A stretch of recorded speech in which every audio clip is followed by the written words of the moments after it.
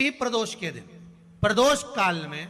एक बार लगा दे, उसके बाद में अपनी कामना कर कर बेलपत्री। एक छोटा सा उपाय अवश्य करिएगा। अगर बच्चे कोई एग्जाम में बैठ रहे हैं या कंपटीशन एग्जाम है या नौकरी के लिए अप्लाई कर रहे हो, मान लो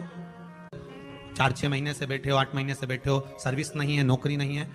तो एक छोटा सा उपाय अवश्य करिएगा शिव महापुराण का। महाराज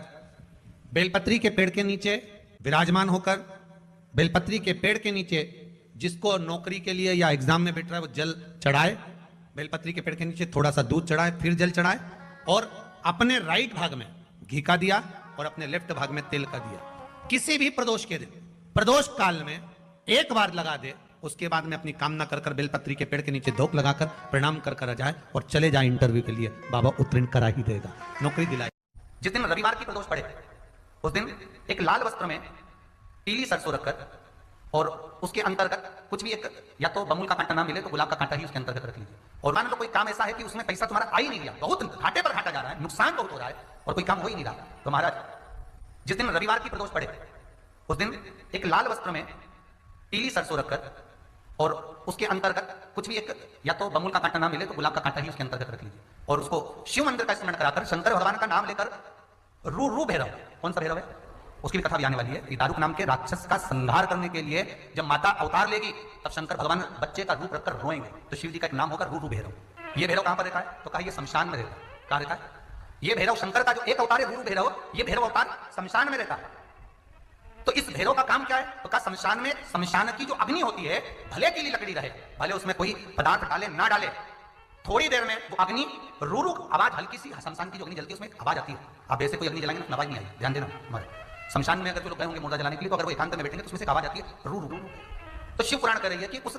सरसों को, कांटे को रू भैरव का नाम लेकर जिस व्यापार जो नहीं चल रहा है, दुकान जो नहीं चल रही है, उस दुकान के सामने, उस व्यापार के सम्मुख में उसको जला दिया जाता है। ये कराया जाता है रवि प्रदोष के दिन। कौन से प्रदोष? रवि प्रदोष के, जो सुख का भान कराता है, व्यापार की उन्नति के लिए, समृद्धि के लिए, लक्ष्मी के लिए इसका प्रयोग किया जाता है। तो यहाँ पर दारुक नाम का जो असुर है, दारुक नाम का जो राक्षस है, उसका एक ही कहना है कि मैं मरूं, मना नहीं है ब्रह्मदेव पर, वो मरने का। नंदी का एक पांव जो ऊपर होता है, आप दर्शन करे होंगे शंकर जी के मंदिर में नंदी के, तो नंदी का एक पांव उठा हुआ होता है, एक पांव नीचे की ओर होता है। हड्डी से जुड़ा हुआ रोग, नेत्रों से जुड़ा हुआ, मस्तिष्क से जुड़ा हुआ कोई रोग रहता है तो एक नीले कलर का फूल आता है हमारा, उस फूल में हल्दी डालकर गुरुवार का प्रदोष पड़ने पर जो नंदी के पांव के पास समर्पित कर देता है हमारा, उसका रोग धीरे धीरे समाप्त होने लगता है। लिंग पुराण कहती है कि नंदीश्वर भगवान के सामने जो पुष्प समर्पित करा जाता है उसको, ये तो लिखा था स्कंद पुराण और शिव पुराण, लिंग पुराण कहती है जो फूल आपने समर्पित करा उसको लाकर पानी की बाल्टी में डालकर आप स्नान भी कर सकते हो, उससे भी हड्डी के जितने रोग होते हैं उसमें आराम लगने लगता है। जैसे कहीं शरीर नहीं चल रहा, हाथ झुंड पड़ रहा है, हाथ काम नहीं कर रहा, हाथ में झुंझुनी आ रही है, कंपन आ रहा है, जैसे मान लो कोई काम, चाहे वो शनिचरी प्रदोष हो, चाहे रविवार की हो, सोमवार की हो, मंगल की हो, बुधवार की हो, गुरुवार की हो, शुक्रवार की हो, शनिवार की हो, कोई भी वार की हो, प्रदोष, प्रदोष काल में शाम का समय सूर्य डूब रहा हो, बस डूबा ही हो, और उस समय पर केवल 3 दिन ऐसे रहेंगे, 3 बार ऐसे रहेंगे,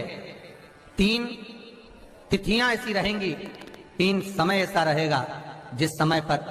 तेरे द्वारा निर्मित शूल को भी शिव धारण करेगा और जगत का कल्याण करेगा। 3 दिन, 3 तिथियां, 3 बार, 3 नक्षत्र, 3 घड़ी, 3 पल,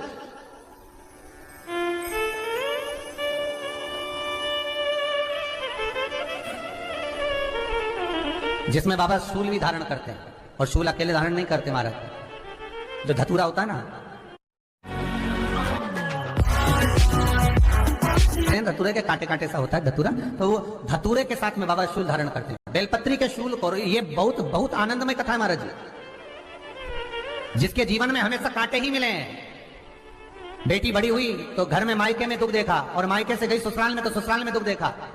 ससुराल में भी दुख देखने के बाद में भी पति को बहुत कुछ काम खुलवाया, बहुत धंधे खुलवाए, नौकरी लगवाई, पर वो पति बार बार छोड़ कर आ गया, बार बार तकलीफ भोग रहा है, बार बार कष्ट भोग रहा है।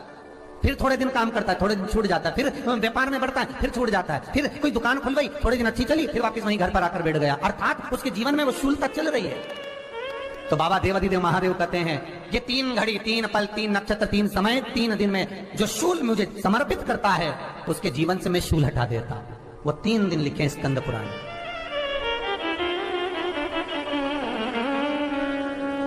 महाराज बैसाख महीने में जो प्रदोष आती है, बैसाख के महीने में बहुत ध्यान से सुनना भाई, जो अपनी जिंदगी से बहुत तंग आ गए हो, परेशान हो गए हो, कष्टमय जीवन जी रहे हो, बहुत दुखी हो गए हो, उनके लिए ये स्कंद पुराण का चरित्र फिर मिले ना मिले, आप प्रेम से सुन लो भाव से। पहला, चाहे वो शनिचरी प्रदोष हो, चाहे रविवार की हो, सोमवार की हो, मंगल की हो, बुधवार की हो, गुरुवार की हो, शुक्रवार की हो, शनिवार की हो, कोई भी वार की हो, प्रदोष काल में शाम का समय सूर्य डूब रहा हो, बस डूबा ही हो,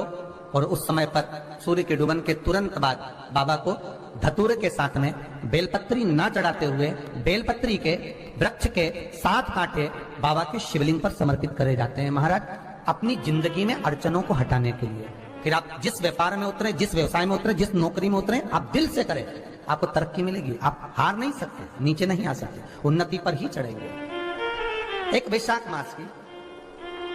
प्रदोष। दूसरा, शिवरात्रि के दिन मध्याह्न का समय महाराज,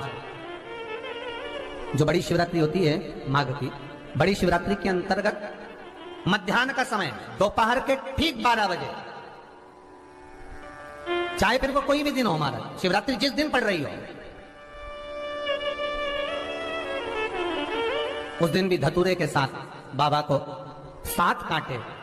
बेलपत्री के वृक्ष के समर्पित होते हैं महाराज। इसमें आप ये वाले जो कांटे हैं, जो शिवरात्रि के दोपहर 12 बजे वाले हैं, अगर कोई मदिरा पीने वाला हो, व्यसन में डूबने वाला हो, कोई जुआ खेलने वाला हो, कोई गलत वैश्यावृत्ति करने वाला, या अपने मार्ग से विचलित कोई व्यक्ति है, उसके लिए भी ये कांटे बहुत काम आते हैं महाराज।